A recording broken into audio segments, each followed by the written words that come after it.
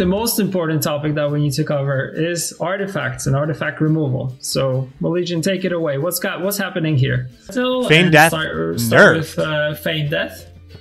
Yeah, the best faction, am I right? Doom! Exactly. Thank you. I'm happy when people say that. And there we go. Yeah. Masquerade Ball. Small change, but big change, yes? Yeah, small change, but big change. So I think everybody will have to live in a world of double ball without bomb heavers. Can now once. The main weakness of scenarios is that they are slow tempo play, and if you can play them, tempo doesn't matter in round 1, so you can get a lot of value, trade well with the opponent. If you are a Nilfgaard player, however, I think you don't have to worry, because while Masquerade Ball got a little bit nerfed, we have a bunch of good cool buffs, and I guess we can move on to Palmerin. Yep. What did he even say? What did he even say? So, well. We have ourselves a patch on the horizon, and the patch notes are already out. Am I going to subject myself to some games now? Well, yeah, probably. We're probably going to have to play a couple of games because, you know, patch day. Now, I definitely lose a ton on patch days, but it's a different kind of losing. Let's see here. So we're going to go through the patch notes here because these just came out. I feel like the Bomb Heaver change, the Frenzied Dow change, and the 2 bomb changes were very okay. I just don't see them seeing play. Vivian Oriol, on the other hand, I think is actually a pretty realistic card. This patch has some good stuff. Jason, you should probably... It is Boo Self, yeah. So if you play it next to... Yeah, you play it next to Dandelion, it's a 13-point little slam, huh? Little slam for Jason Slamma. I thought you guys were correcting me on the ability. You're correcting me on the math. Well, that's just normal for McBeard's chat.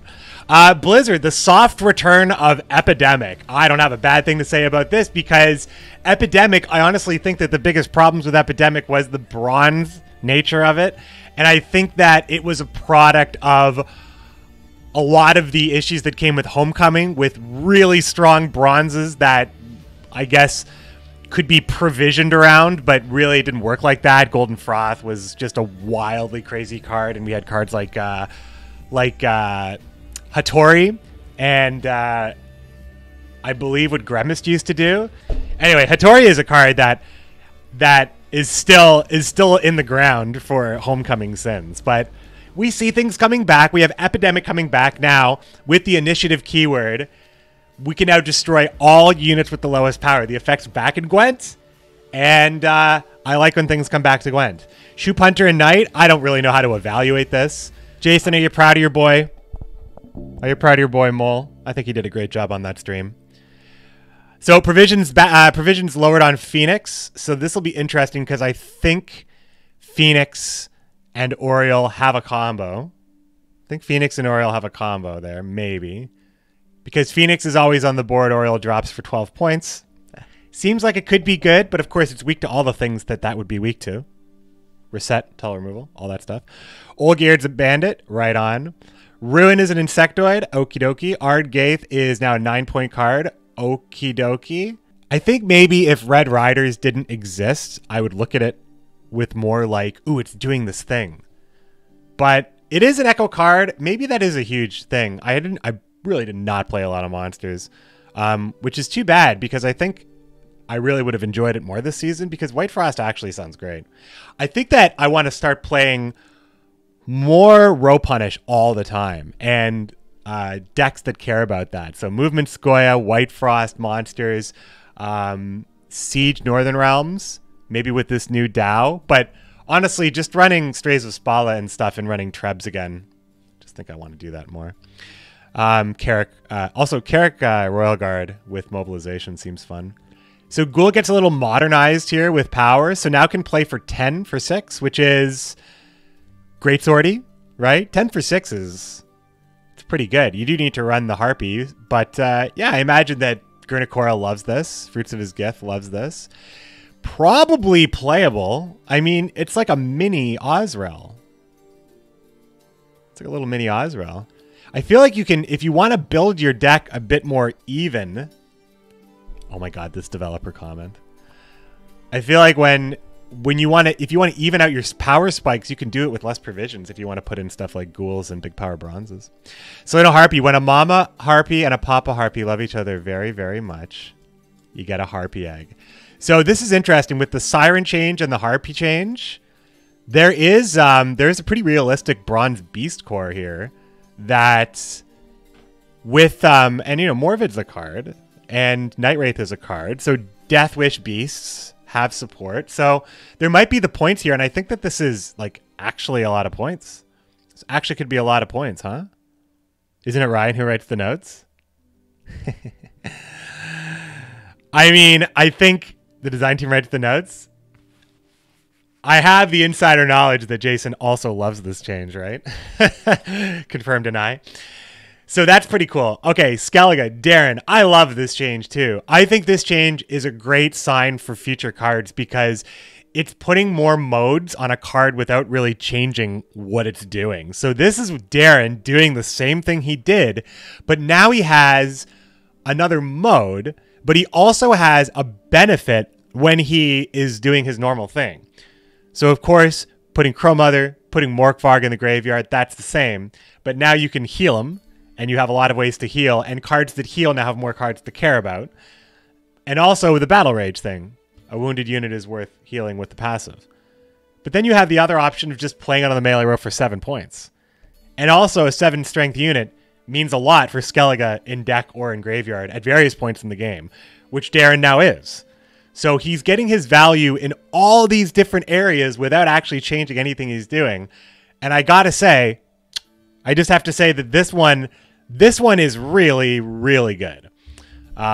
Personally, I see a lot happening here that's not just changing the card or making it better in the most obvious ways. So good stuff. Olaf is cheaper. Okay. Rage of the Sea, 13 provisions, 2 charges. Okie dokie. Now, I mean, I haven't played a ton this season, but Malegian said on the stream the Rage of the Sea was king of the patch, so I'm just going to take his word for it. I also saw that Saber hit 2,600 with Skellige, and he says it's been a long time since he's ever done that, so that's got to mean something. Greatsword, another situation here where the card has changed, but it hasn't. Greatsword now drops at 4, not 5, identical card. Really interesting way to balance a card that has a cap. That's also even though this card has a cap, it still needs to be adjusted to be more killable. I like it. And the Stunning Blow change is very, very cool too, because change to Stunning Blow and the change to, what was it, Payday, bringing more Rebuke-esque cards. Now every faction has one except for monsters. So monsters, I assume, is going to get one. But there's always been Assassination, Boiling Oil, Rebuke, Payday, and now Stunning Blow. For your 5 provision, deal 5, if X, X. So I like this very much. And of course, one of the biggest changes that was probably, it was like here on the mentions, but it was like here on my attention. The D word is here, and it's not just here. It's everywhere. Northern Realms. We'll talk about this. That's obviously a big thing that I'm going to talk about at the end. Northern Realms, Veraxis. The change we all saw coming. I mean, I actually, like I said on the stream, I actually thought this was going to get hotfixed in because I thought it was an error, but it's finally here. Amphibious Assault, nerfed. And Shield Wall, nerfed. So that means that Northern Realms loses 1, 2, 3 provisions in the deck, which is not nothing. It's not nothing. But fundamentally, everything is the same for Northern Realms. So I like this approach because Shield Wall is good, but I don't think it was Skellige good. I think that if it's not Skellige good and it's still getting 3 provisions nerfed out of it, then it's probably going to be fine. Natural Selection, 5 for 5. That would be it, right? 5 for 5 and it still does the same thing. The win rates agree. The win rates agree. So it's probably fine. And again, another change I really like here. This opens up this card to see all sorts of extra playability in fringe situations that aren't that fringe. I actually played a lot of Stockpile in, not this season, but the season before it. And it wasn't so bad. There are a lot of situations where you're playing 2 damage with that ability or 2 boost with that ability. And there are enough cards that even if these cards are immediately answered, you're still getting that Stockpile, that dem event value on the turn you're using it. So it didn't really seem, for an 18 provision leader, is that right? I'm remembering it wrong, right? Am I just remembering it wrong? 17. For a 17 provision leader, it seemed pretty fine. And this is just one more card that could maybe care about it. But there's also cards like Siege Support that are probably fine. I think that Envoy and Taller, when you play with cards like Hubert and Full Test Pride, and the stars don't really have to align these days for Full Test Pride, you don't really have to like break a sweat as much as maybe you had to get that setup, with Dawnmere being one of those cards, with Smoke 'em Out being that crew pocket, and stuff like that. So I think that, again, it's just a little change, but it really does increase the playability of the card, and it's just an interesting change, and I can see it being a very light build around for something like a Ragnar deck. There's that D word again.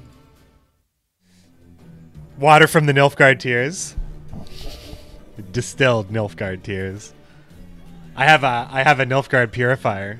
It's for tears, not artifacts. Oh man. All right. Scoia'tael. Feign Death. It's not nerfed, it's changed. So now you get an engine at the beginning like most of the other scenarios. So I like that. And it cares about elves still. But because it's giving you an engine at the beginning, it's going to be a bit better. And because elves have shown to be very, very good before, I think that nerfing the provisions before doing this change is probably fine. Probably fine. Ithlin now 10 provisions. I'm going to play this card. Ithlin, I think, in Homecoming was one of my most played cards in Scoia'tael because I thought that the hand buff was so damn strong. And there's just a lot more reasons to hand buff now than ever before. So, like, I didn't ever really think that Ithlin was underpowered because I value carryover. So this just makes her a lot easier to include. And as an elf, like, sometimes I only like to include one elf. And when I want to include one elf for something like Isengrim Council, I like that one elf to do something really important, because to have a tutor for reliably like 2 of the 3 races that it pulls, this would count. Sometimes that's Mullane for my removal or whatever, or Kieran for my lock. So now it's going to be for my hand buff, perhaps. Very cool. Plays for 7 in that case too. That seems like pretty good hand buff tempo. Zoltan, Big Daddy Zoltan gets a buff too. Ooh, careful. This card's really, really good. Careful about buffing this card. This card is like very strong card, and I'm wary of this one. I'm wary of this one. This guy can pop off, and his floor is already very strong, right? Vrye Dragoon now is old school. Back in Homecoming, I think it was a 4/4 with this ability, and I played it all the time. Vrye Officer now does both abilities when bonded. I like that. And Polly Dahlberg, much like the Forest Whisperer, has a deploy and an order. But this is really good because this cares about dwarfy stuff. Cares about the row. Cares about... So when you play dwarves and you play... Also, maybe you want to play Oak because you have a really strong row, but maybe you also have Symbiosis or something, or maybe your opponent plays a Spy to clog your row up faster than you want. I think that Polly Dahlberg will solve that in a lot of cases, and then also have this extra payoff of giving armor to something like Yarpen or Xavier or something, or your Berserker. So, good card, and it's 6 strength, and it's 6 provisions. It's a good card. Masquerade Ball is, I don't know, this party is looking like so last year. Polly's terrible. You're wrong, Next Fear Gaming. I think you're wrong about that. I think that he's only terrible if you're looking at him in like scoia'tael's best decks right now. Would you put him in? Maybe not, but would you put him in a good dwarf deck? Absolutely. So Nilfgaard, that is quite a hit to Masquerade Ball. I mean, what else is there to say? You play it once, and you commit. You commit your deck to it. So the thing about Ball, the thing about Single Ball, which I actually know something about because I've played Single Ball quite a bit, because I felt like it didn't need to be Double Ball to be worth including. Single Ball is good, but you didn't have to really build around. You could just add the poison package to almost anything good. And that felt slightly non-committal, especially when Moral and Vincent are already doing their things. So the fact that Masquerade Ball gets a nerf here as well, I do think that's fair. I do think that's fair, even though you can't have Double Ball anymore. But the issue is that Nilfgaard doesn't have too much to go on, so we're going to have to look at these other changes and see if we have some better stuff here. So we have Milton Palmer in. So Nilfgaard gets now a supercharged mid-range base that has all sorts of stuff. You can, if you want to play Palmer in last, you're always going to get those spying. So if you always get the spying status applied, you now always have reliable targets for your conspiracy. Your dames are getting a double boost. Your imperas are getting a double charge. Stuff like that. That's really good. And of course, if you see the situation where your death blow just works, that's fine too, because now Milton is playing for a pretty respectable amount. And if you want to just remind yourself, so Milton, damage enemy unit by 1 and adjacent units by 2. So now this is playing for 7. Could be a 10 for 7, right? Is that what I'm understanding? Nothing else changed in the patch notes. So yeah, the Milton changed. So Milton 7, Palmer in 7, and they're doing really cool things. Slave infantry provision changed from 5 to 4. Wait. I think I need the deck builder on speed dial right now. Slave infantry is the one that converts, like transforms. Okay, so now, okay. Hey, okay, so slave infantry is now a 4 for 4 that transforms. So this is not nothing. I gotta think about this one now. 7 for 4 with remains cows. That's a great. That's actually Rogue Digit's already building the deck. So yeah, I mean that's actually anything that spawns the ones. See, I was just looking at the Nilfgaard cards. It's the neutrals that really help you there. So yeah, you get a cool 7 for 4 in a non-devotion situation. And Vragev, okay, so Vragev and Leth. Okay, whoa, there's some. Okay. So these things were just not mentioned before. So Vragev is now 8. Letho is 8 power. Oh, he gets a promotion from one of the worst cards to definitely not one of the worst cards. And Shylard is 5. Back to the deck builder. So, Shylard now being 5 strength is pretty good. I mean, Shylard just suffers from a carryover card having low tempo, so a buff here is probably good. There was a meta that Shylard was just dominating, and I think that we're not in there, but I'm also out of touch, and I also don't know what's going to happen. So there's that. Vragev was one of the other cards here. So Vragev is now 8. Yeah. So Soldier's Nilfgaard is going to see play. These changes seem pretty targeted for Soldier Nilfgaard. But Milton and Palmerin are not soldiers, or are they also soldiers? They're knights. The old knight soldier problem.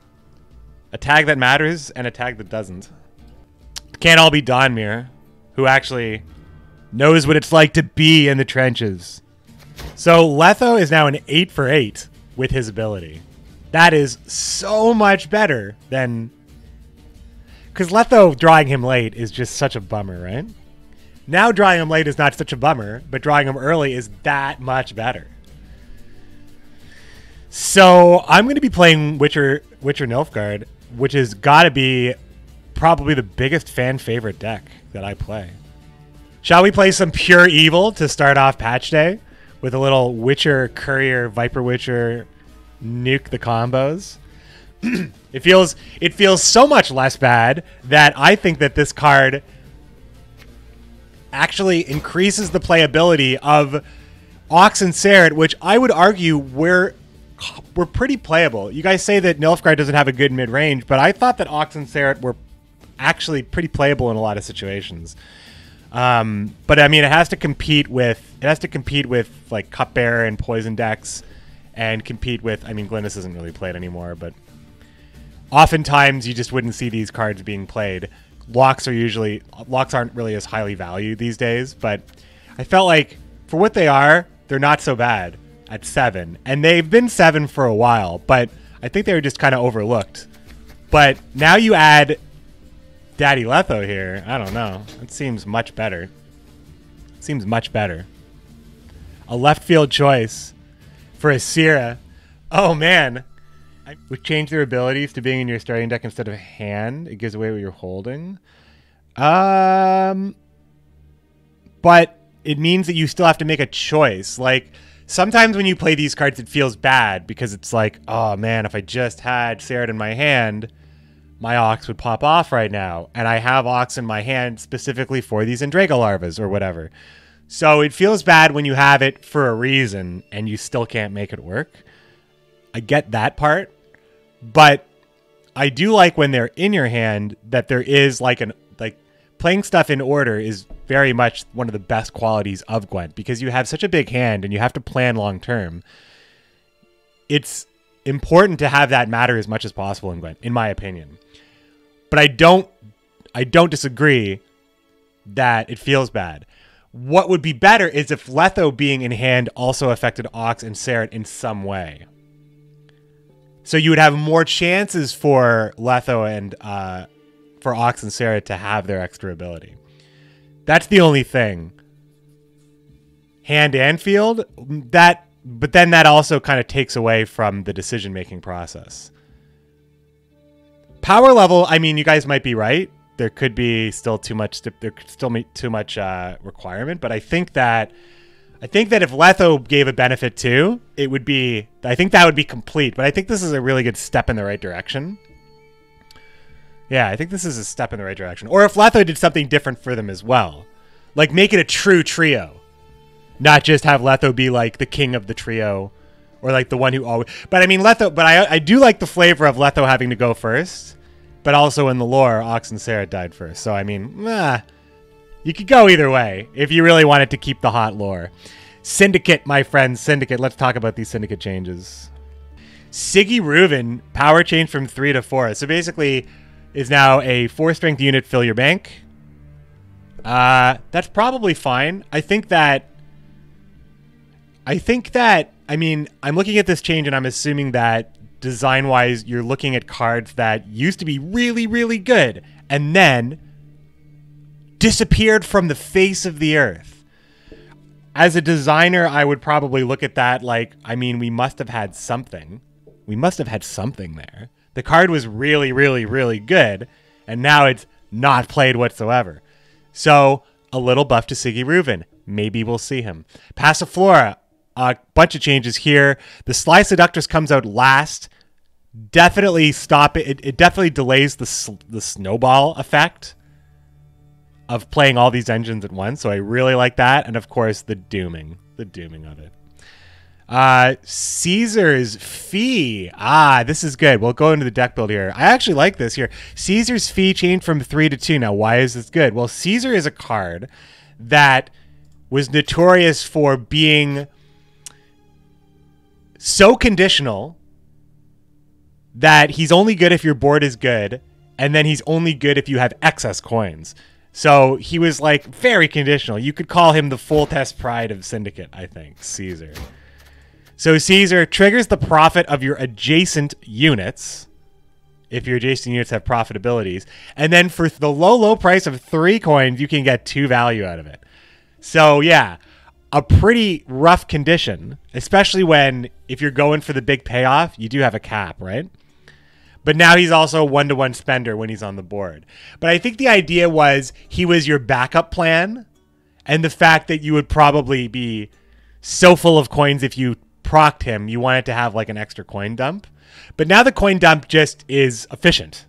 Not the most efficient, but actually the 1-to-1 efficient that you would at least hope for. Payday, yeah, Payday getting changed to being the 5-for-5, the 5-for-5 treatment that we also saw Stunning Blow get. So now Payday's a great card. This is the death of Assault, I think. You don't run Assault anymore when you can run Payday, because Assault was good for Syndicate because it was a crime that dealt more than 3 damage. And when Salamander Assassin came out, I thought, oh man, Dip in the Pontar is going to see more play because we finally have reach to get to 5. That's good. But now we have a crime that just deals 5 damage. This is an understated addition to Syndicate, because before Syndicate did not have a crime that did this. You'd have to overpay to do it, or it would be more difficult to do it, or you needed your Assault to be maxed out to do it, or you needed some additional reach to do it. But now from an empty board, you're dealing 5, and if you're not, you're getting coins. What a buff to Syndicate. I think this is a super, super good card now. Payday joins the cool kids group. I think it's a lot better than that, though. It's a lot better than that, in my opinion. Firesworn Scribe tribute changed from 4 to 2. Now, the tribute is... I gotta check this here. Provision is also... That's a huge boost to Eavesdrop, because that was an expensive crime. So, the Firesworn Scribe, if we need to be reminded here. Yeah, this was a brutal tribute. In another situation where a card that's getting you a lot of coins has a really bad payoff or a really bad trade. So much like Caesar, you would look at this card the same way, right? It had Tribute 4, boost self by 2. Oh god, that's terrible. That's terrible, but it's like you're paying into a card that's going to get you a lot of payoff later. Yeah, unless it gets removed. So this change makes sense. Now you Tribute 2 to get the boost, which is good because now you are protecting. And when you protect this unit, now it's at 6, which is out of reach of all these great new cards that are damaging it. So... yeah, you have Parasite as your zap, and Parasite will kill this, of course. That's actually Chad talking about monsters not having a zap. But yeah, monsters don't have a zap, but they do have Parasite, and they usually run it. So, but that's just one, right? So the Firesworn Scribe actually is an engine to be concerned about, I would say, because yeah, it had a bad payoff, but it was protecting an engine. But now it's you. Now the question is it worth it? Is it worth it? It might be. It might be. Very good for Firesworn, the more I look at this. Very good for Firesworn. Is that everything? So we'll talk about the artifact removal. So artifacts are affected twice in this patch. First of all, Bomb Heaver, Vivian Oriol, Frenzied Dow are all gone as far as artifact removal cards. Bomb Heaver is now a questionably efficient card that requires a questionably inefficient card in your hand to work. Vivian Oriol is point slam. Frenzied Dow is good tempo and movement. But artifacts are now going to probably stay on the board unless your opponent Heatwaves it. So there's that. And that's still very realistic. The reason why that's fine is running Heatwave had an off mode where you also could just remove their best unit, right? So it didn't really feel all that bad to run Heatwave for artifacts because you always got value. It felt bad to run Bomb Heaver because Bomb Heaver sucked when you didn't hit it.